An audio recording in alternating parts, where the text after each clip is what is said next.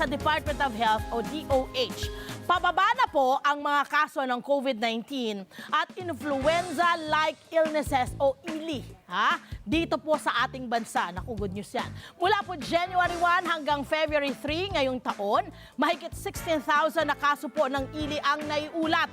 Ito po ay 19% na mas mababa kumpara sa halos 20,000 na kaso sa parehong mga buwan noong nakaraang taon. Ayon sa DOH, malaking tulong ang tinatawag na good respiratory hygiene para mabawasan ang mga kaso. Kabilang dito ang pagtakip ng bibig kapag umuubo, paghuhugas ng kamay, pag-iwas sa matataong lugar at pagkakaroon ng maayos na ventilation.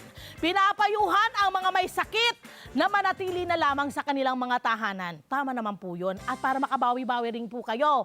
O kung kailangan lumabas, dapat hong magsuot ng mask. Yan ho ay proteksyon ninyo at mga nakakasalamuha din po ninyo. At dahil hashtag LTE para sa bata po tayo today, pag-usapan natin kung paano nga ba protektahan ang ating mga anak sa patuloy pa rin na paglaganap ng mga sakit sa mga eskwelahan.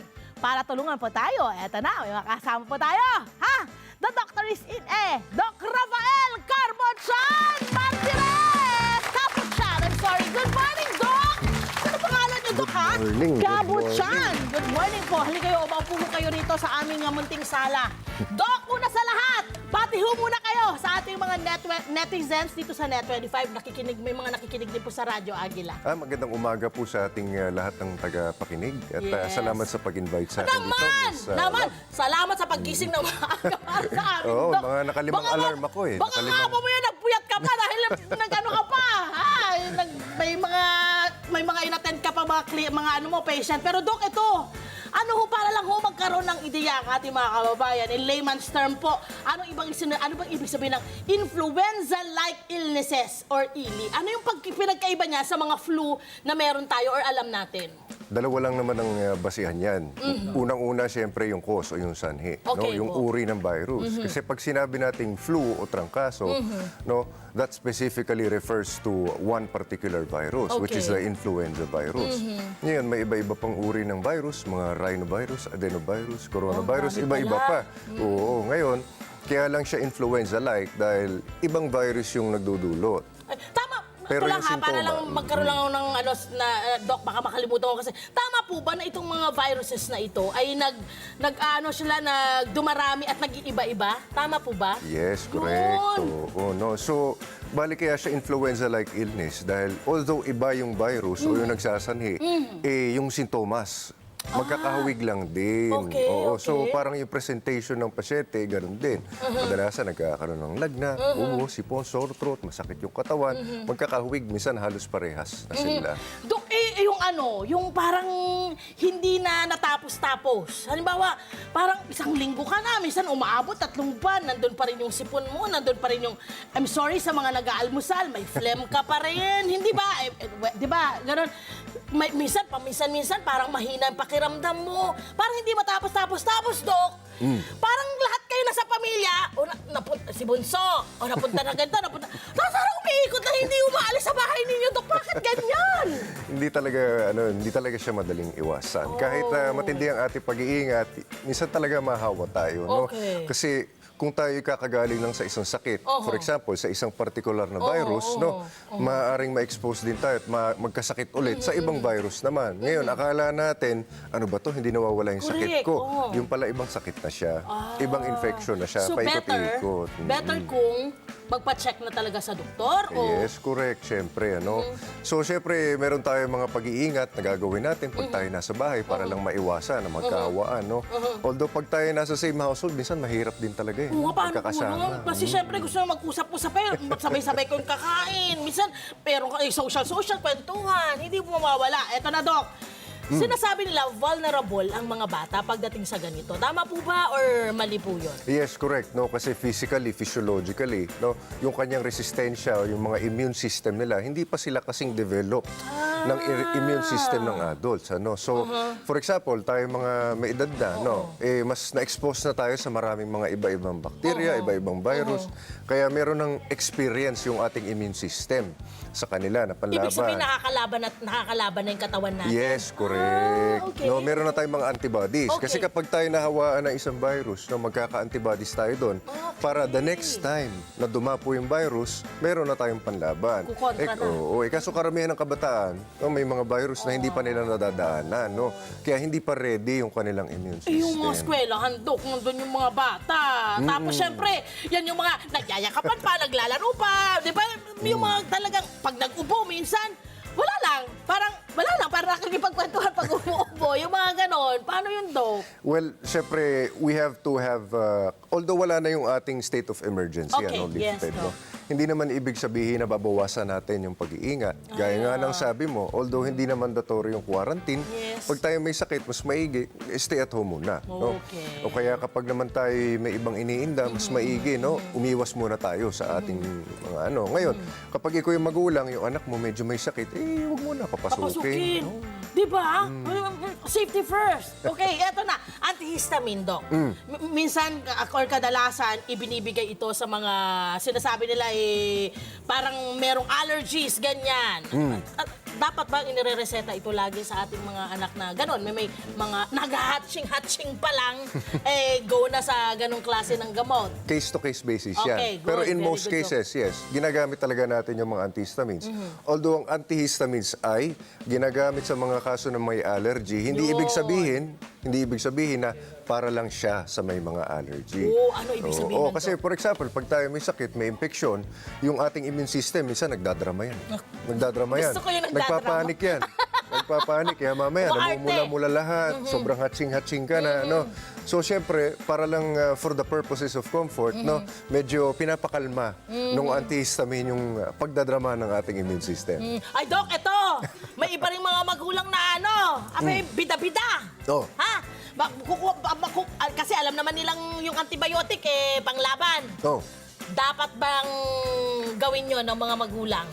Unang-una, karamihan ng antibiotic, no? Actually, lahat yan, no? Mga antibiotic ay specifically para sa mga bakterya. Hindi yan para sa virus, ha? Maraming mga may sakit na kadalasan viral infection. Ang antibiotic, wala yan talab sa virus. Not to mention, pag ang antibiotic ay ininom natin na walang pahintulot ang doktor, minsan makakasama pa. Pwede tayong magkaroon ng tinatawag na antibiotic resistance. No? So kapag meron tayong mga bakterya sa katawan, sila ay na-expose sa antibiotic, impis na sila ay makatulong, lalong lalakas yung bakterya, hindi natatalab. See? Kailangan wag tayong bida-bida. Hindi tayo eksperto. Doon tayo sa eksperto lagi. Okay. Ito po, Dok. Sabi nila, mas marami daw allergy sa mga bata na nakakulong lang sa bahay, lalo na nung pandemya. Hindi nakakalabas, hindi na-expose din sa allergens, mga ganyan. Ano po ba talaga ang katotohanan para wala na ho tayong mga ganyang iniisip na kung ano-ano? Actually, totoo yan. Meron tayong mga pagsasiliksik na nagsasabi na kapag ang bata ay masyadong malinis yung lugar. Di ba yung kinulong na, yung doon lang sa bahay, parang lahat... Oo, Alcohol. yun. Alcohol. O, Dok, di ba bawal yun? Yung ina-alcohol mo yung katawan mo, tsaka yung mga yung mga pang... Baka naman mapunta sa bacteria. mata. Naku, Dok, meron akong kilala dito. Ha? Pakisabihan po siya ngayon. Sabihan niyo siya, Dok. Ano po yung payo niyo doon? Well, anyway, syempre, nandyan yung balanse. Hindi ko naman sinabing gawin mong madumi ang iyong bahay at pabayaan. Tama Lilinisin ang bahay. Pero huwag tayong matakot kung ang bata ay gustong lumabas, maglaro, magpunta sa hardin, magtatakbo-takbo dyan. Wala namang masama doon. Kasi yung exposure sa ating environment, no, yun ang magde-desensitize sa ating immune system. Ngayon, kapag, for example, yung bata, hindi siya sanay sa alikabok o sa lupa, no, kapag naka-encounter siya ng ganon, yung immune system, hindi niya kilala yung allergen, magpapanik si immune system. Uy, sino to? Eh di magkakasakit na siya, magkakaroon ng allergic reaction.